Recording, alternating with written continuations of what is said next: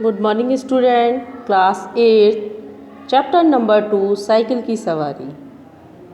Lecture number हमने 3 में पढ़ा था कि सारी तैयारी करने के बाद लेखक जब रात को सोने जा रहे थे तो उनके मन में विचार आ रहे थे कल के बारे में, मतलब कल हम साइकिल सीखने जाएंगे। जब वो रात को सो रहे थे तो उन्हें रात को सपने में बार बार सपना आ रहा था। एक ही बार देखा उन्होंने कि वो साइकिल चला रहे हैं, साइकिल आप से आप हवा में चल रही है, लोग उनकी तरफ देख रहे हैं। ये सपना उन्होंने देखा। अगली जब सुबह हुई, अब हम लेक्चर नंबर 4 में पढ़ेंगे आगे क्या हुआ इस कहानी में, ध्यान देंगे। देखिए बच्चों, आइए पढ़ते हैं। जब आँख खुली तो दिन निकल आया था। जब लेखक सो के उठे, जब सुबह हुई, सूर्य निकला, जब उन्होंने देखा कि दिन निकल आया, जब वो जगे तो उन्हें देखा कि दिन निकला है। जल्दी से जाकर हमने पुराने कपड़े पहन लिए। लेखक ने जल्दी से उठे क्योंकि मन में था कि आज हमें साइकिल सीखने जाना है, पहला दिन था। तो उठे और उन्होंने अपने पुराने कपड़े पहन लिए, मरहम का डिब्बा हाथ में लिया और नौकर को भेजकर मिस्त्री से साइकिल मंगवा ली। उन्होंने अपने नौकर को भेजा और मिस्त्री के यहाँ से साइकिल मंगवा ली। उसी समय उस्ताद भी आ गए और हम भगवान का नाम लेकर लॉरेंस बाग की ओर चले। जब उस्ताद जी भी आ गए तो भगवान का नाम लिया उन्होंने कि अब हमें काम अपना शुरू करना चाहिए, यानी कि साइकिल सीखने के लिए जाना चाहिए। लेकिन अभी घर से निकले ही थे कि बिल्ली रास्ता काट गई और एक लड़की ने छींक दिया। घर से निकलने ही वाले थे तो सबसे पहले बिल्ली ने रास्ता काटा और फिर एक लड़की ने छींक दिया। अब ये अशुभ होने के बाद मन खराब हुआ, क्या कहें। हमें कितना क्रोध आया उस नामुराद बिल्ली पर और शैतान लड़के पर। लेखक को इतनी गुस्सा आई कि हम निकल रहे थे कि बिल्ली भी रास्ता काट गई और उस लड़की ने छींक भी दिया, मगर क्या करते, दांत पीस कर रह गए। एक बार फिर भगवान का नाम लिया और आगे बढ़े, पर बाजार में पहुंचकर देखा कि हर आदमी जो हमारी तरफ देखता है मुस्कुराता है। अब हम हैरान थे।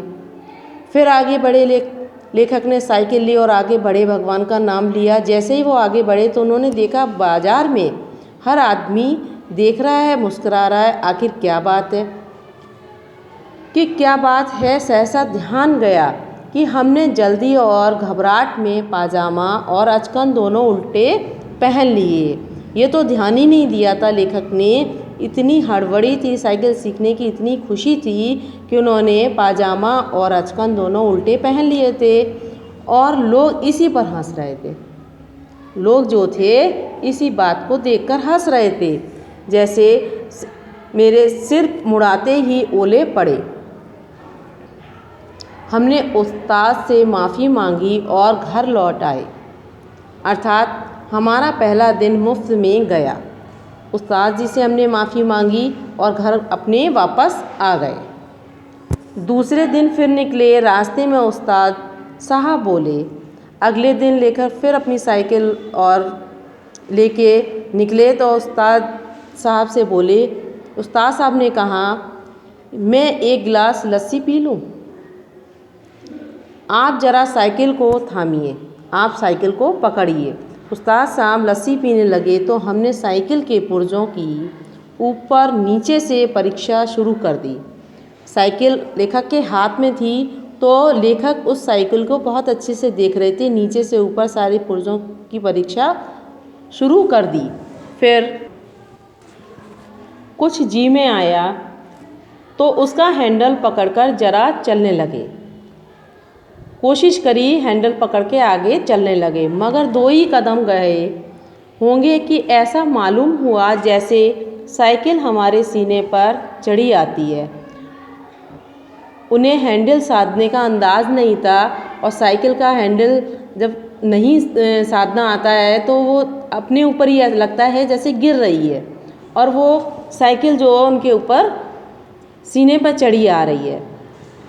इस समय हमारे सामने यही गंभीर प्रश्न था कि क्या करना चाहिए, युद्ध क्षेत्र में डटे रहें या डट जाएं। उनके सामने ये गंभीर प्रश्न आ रहा था। ये साइकिल तो हम नहीं साध पा रहे, मन ही मन सोच रहे थे और ये विचार किया क्या हम इस युद्ध क्षेत्र में डटे रहें या हट जाना चाहिए, साइकिल सीखनी चाहिए या नहीं सीखनी चाहिए। सोच विचार के बाद यही निश्चय हुआ कि लोहे का घोड़ा है, इसके सामने हम क्या चीज़ हैं। बड़े बड़े वीर योद्धा भी नहीं ठहर सकते, लोहे का घोड़ा है ये, और हम क्या चीज़ हैं। बड़े बड़े योद्धा भी नहीं ठहर सके, ये लेखक ने विचार किया। इसलिए साइकिल अपने पूरे जोर से हमारे पांव पर गिर गई और हमारी राम दुहाई बाजार के एक सिरे से दूसरे सिरे तक गूंजने लगी। बस क्या था कि साइकिल जो थी लेखक के ऊपर जब गिर गई तो उस्ताद लस्सी छोड़कर दौड़ आए। उस्ताद जी जो लस्सी पी रहे थे वो भी दौड़कर आए और भी लोग वहाँ जमा हो गए। दयावान लोग आए और सबने मिलकर हमारा पाँव साइकिल से निकाला। लेखक का पाँव साइकिल गिरने से फंस गया था उसमें, और सबने उनका पैर निकाला। भगवान के एक भक्त ने मरहम का डिब्बा भी उठाकर हमारे हाथ में दिया, दूसरे ने हमारी बगलों में हाथ डालकर हमें संभाला और सहानुभूति से पूछा, चोट तो नहीं आई? जरा 2-4 कदम चलिए, नहीं तो लहू जम जाएगा। भगवान का कोई एक भक्त था जिसने डिब्बा उठाकर लेखक को हाथ में दिया और किसी ने उन्हें पकड़कर संभाल कर उठाया, सहानुभूति से पूछा। एक कोई सामने गिर जाता है, देखने वाला होता है तो उसको सबसे पहले उठाते हैं, फिर सहानुभूति के साथ हम पूछते हैं कहीं आपके चोट तो नहीं लगी। सबसे पहला प्रश्न हमारा यही बनता है कि सामने वाला गिरा है तो चोट तो निश्चित आई होगी, कहीं ज़्यादा चोट तो नहीं आई है। तो ये बात पूछा और 2-4 कदम चले, नहीं लहू जम जाएगा, लहू यानी कि खून जम जाएगा। और इस तरीके से लेखक साइकिल अकेले ही पकड़े थे और वो साइकिल को नहीं संभाल पाए और साइकिल उनके ऊपर गिरने से उनका पाँव फंसा। पाँव फंसने से थोड़ी सी चोट आई, लेकिन उन्होंने अपने को संभाल लिया। नेक्स्ट लेक्चर में आपको आगे बताएंगे। Thanks student.